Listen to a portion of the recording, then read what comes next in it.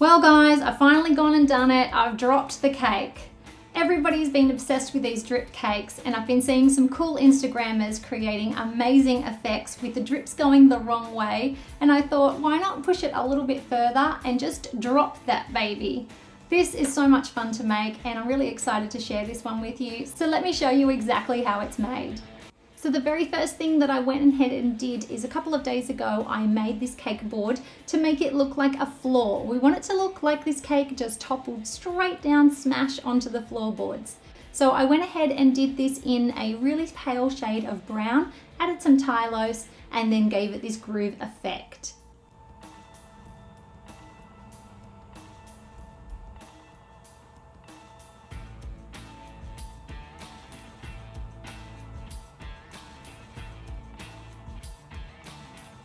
I've marked where the center of the board is, and then I'm using a small cookie cutter to just cut out some excess fondant.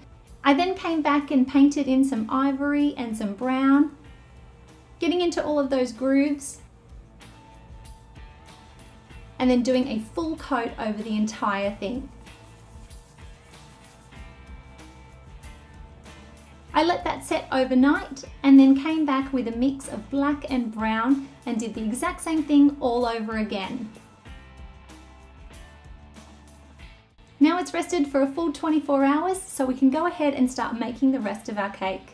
Now I've gone ahead and baked 6 cakes here. I have 2 6-inch rounds, 2 8s and 2 10s, and I've added all the details for you below on the recipes and the amounts to get that. I've also made up a huge batch. I have a whole pile of frosting here. It's our sweet buttercream recipe, and I've tinted it in turquoise Americolor food color.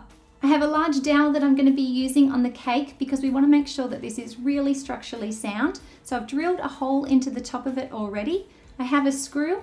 I also have 3 cake plates, 6, 8 and 10-inch again, with holes cut in it through with a drill.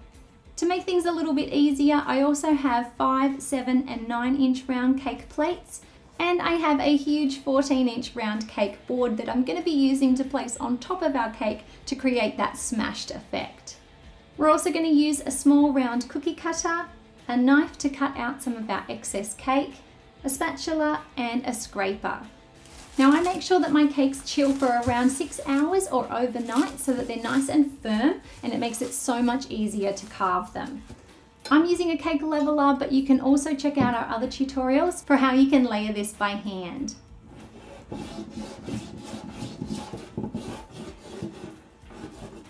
Okay, so now what I'm going to do is take each layer of my cake, place it underneath our plate, and then mark out a little X, remove that, and just push down with your cookie cutter. It's much easier to do it now than to try to carve it out later. So we're going to go ahead and do that to all of our layers.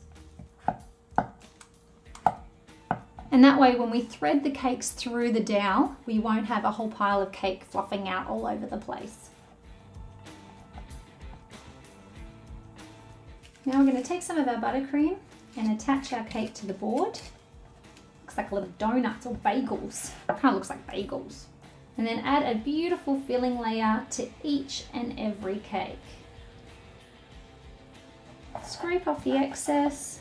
And then we're going to pop this into the fridge for at least 10 to 15 minutes to set up.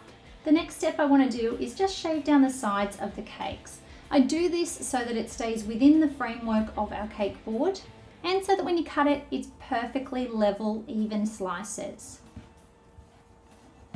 I work on the bottom half first, and then grab some parchment paper and flip it over. Now I come up underneath and just shave down that top layer.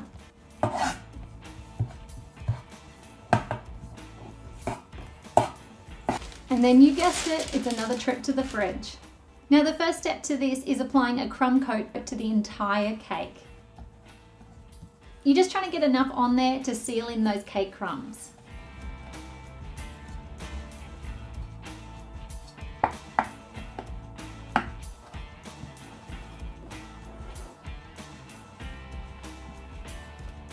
Once that's set up, it's time to take our smaller cake plates, place them upside down on top of the cake, and this is just going to be a way to hold onto the cake a little bit easier so that your hands don't get messy, and then it's going to be super helpful when it's time to start applying that drizzle.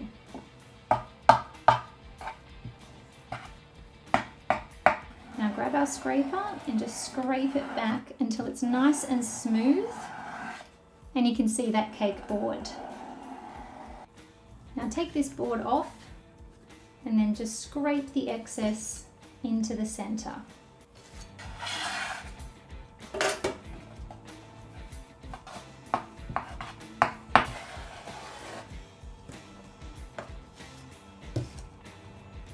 While those cakes are chilling in the fridge, it's time to get started on the ganache.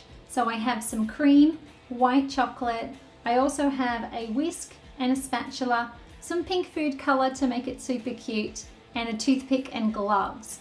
Now what you want to do for this is a 2-to-1 ratio. If you want to see me make this ganache, be sure to check out this card right up here and it will take you to the recipe. Now we can pour the cream over the chocolate and just give it about a minute before you start stirring it at all. Now I'm going to start to combine them. Just gentle movements. And then whisk it all together. Once you know that it's got no lumps in it, you can go ahead and add your colour. Get the glove on right. I'm using 2 shades of pink. And you'll find that you can add colour directly into ganache, whereas you normally can't do that with just chocolate because the cream has a high fat content. And then to help give it a more opaque look, I'm going to add some whitener. I know that sounds kind of crazy, but it has a shine to it and it just gets rid of that translucency. I've gone ahead and placed my ganache into a squeegee bottle, and I'm going to take the smaller cake plate again. So you can touch the cake a little bit because it is nice and firm, and you're going to use that to rest the cake onto. If you want to make one a bit longer, just add a bit more.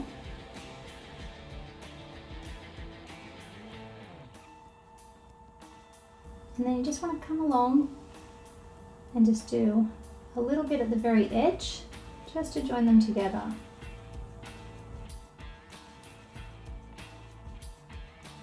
So now I'm just going to slide this off and then place this into the fridge.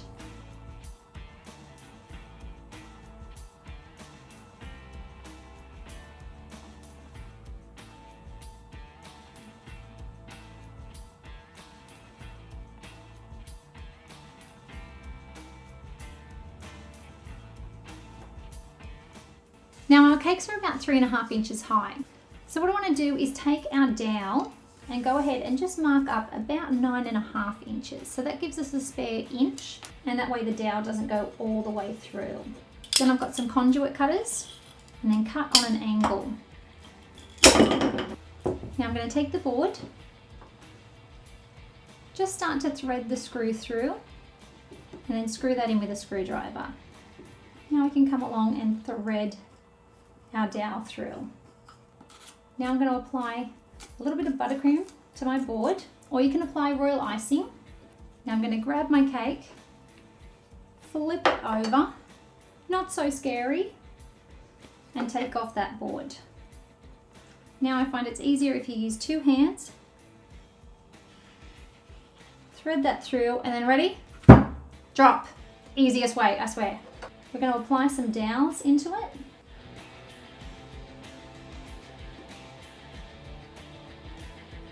Again with the conduit cutters, line up just below your marking, and then use that to measure your others. Pop all 4 of our dowels in, apply a little bit of buttercream, and then apply our second one.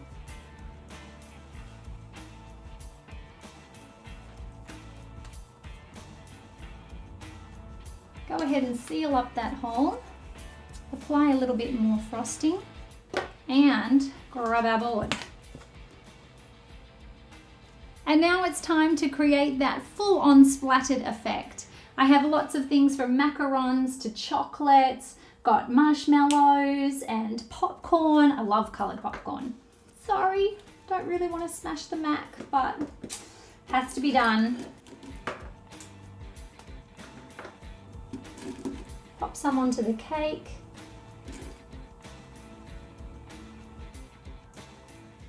And there you are, guys. We have our drop cake. No, it wasn't dropped on purpose, but it still looks pretty cool. Thanks for watching, guys. Remember to subscribe to our channel. We have new videos on Tuesdays. We have lots going on our website, so be sure to check that out. If you'd like to see more cool cakes, head on over and check out this playlist as well.